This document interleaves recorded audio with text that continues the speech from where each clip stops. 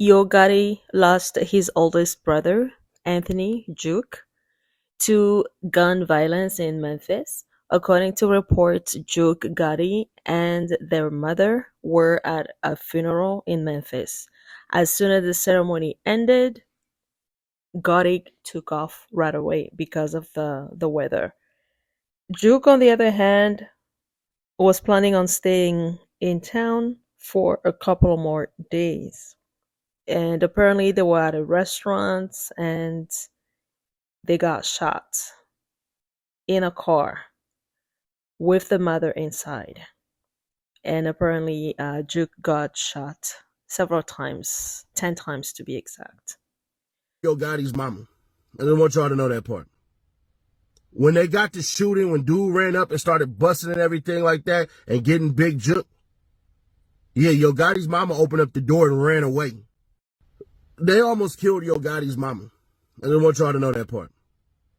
When they got to shooting, when dude ran up and started busting and everything like that and getting big Jook. Rest in peace, Duke. Up next, Tom Holland, Zendaya's boyfriend, Spider-Man, denies breakup rumors with Zendaya. He was spotted in LA and was asked if him and Zendaya were broken up. He responded, absolutely not. Then he hopped in his car with his friend and took off. Meanwhile, Zendaya was spotted out and about as well with her brother Austin. The rumors came about after noticing Zendaya has unfollowed everyone on her Instagram, including Tom Holland. Next, Tamar versus Jessie Woo.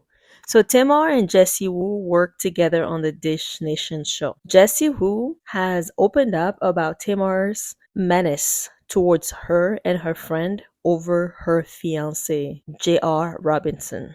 Yes, we're talking about that guy again. Jessie Woo claims that Tamar came at her accusing her friend for running after her fiance. Tamar wanted Jessie and her friend to know that even though they were broken up at the time, that JR is still her man and nobody should date him in the A in Atlanta. Long story short, Jessie Woo did not understand where that version of Tamar was coming from because up until then they were cool with each other. But after the Tommy Lee situation, Jessie Woo understood the issue is not Tamar necessarily, but it's JR, because JR has this tendency of being extremely messy. He's a white man that dates only black women, and not only he dates one at a time, sometimes he could be sloppy and have too many of them at the same time. And Tamar, for some reason, is okay with this because she's broke. She needs a place to stay.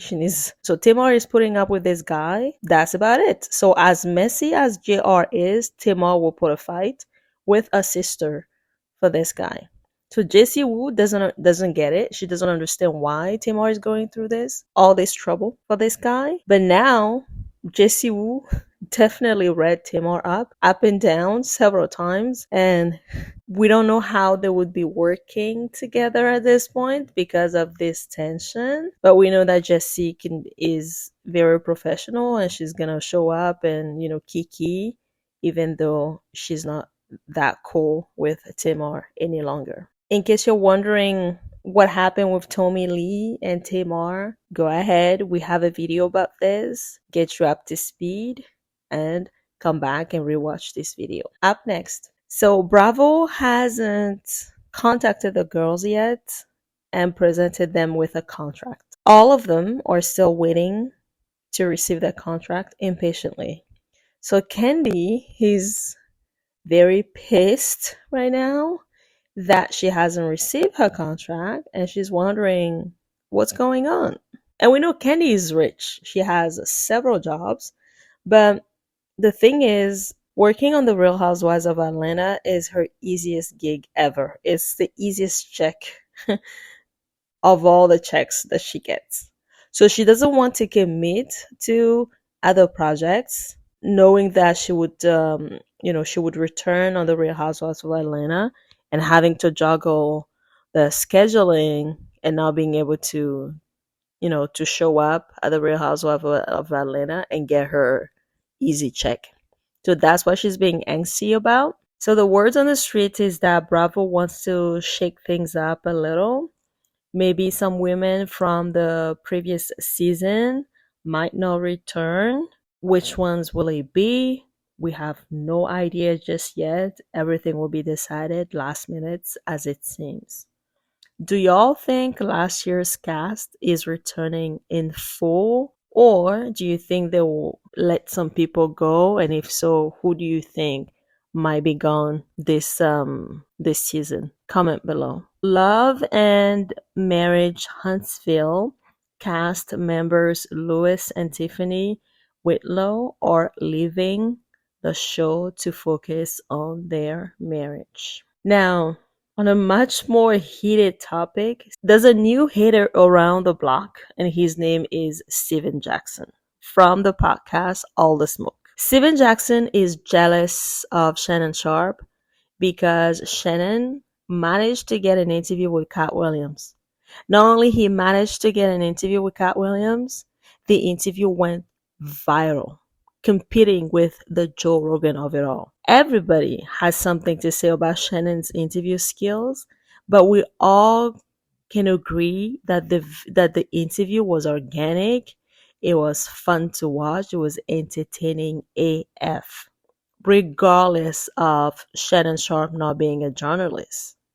Now, Kat has gone to other platforms, but it didn't have the same magic as when he was at Club Shay Shay. People just need to cut the BS and give credit where credit is due.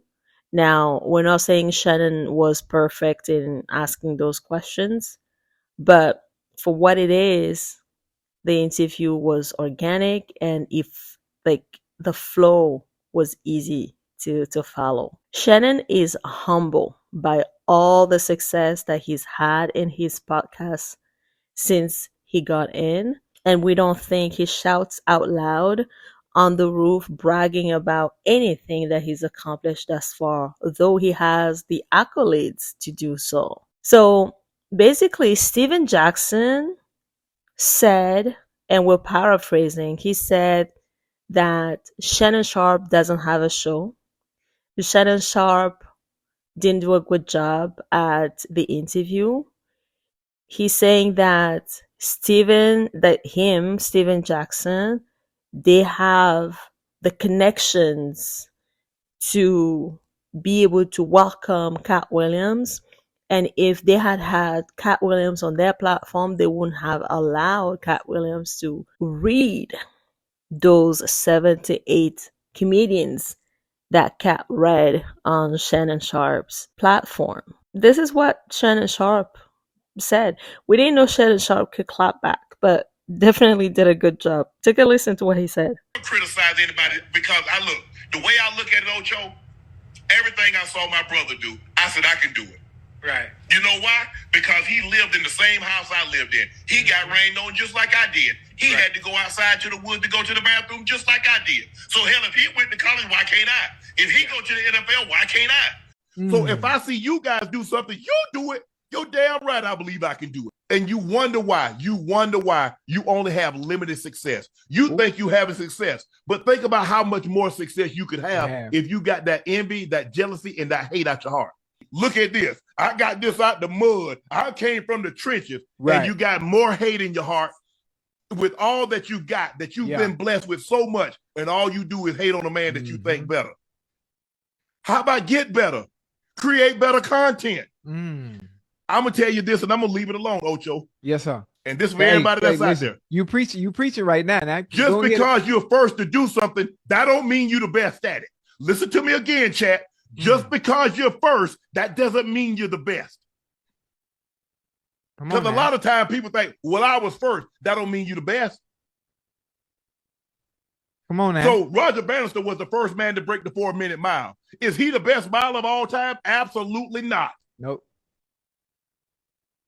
I like where you're going. Moving on to sports. So in soccer, Real Madrid beats Barcelona 4-1 to win Super Cup. In NFL football, the Los Angeles Rams bowed down to Detroit Lions 24-23. That was really, really close. The game took place in Detroit in wild card round of playoffs. And last, in the news, the US presidential elections are still ongoing and Vivek Ramaswamy is still going strong. Do you see him become the next president of the United States? Comment below. As always, we love you for watching. Don't forget to subscribe and we'll see you in the next one. Bye for now.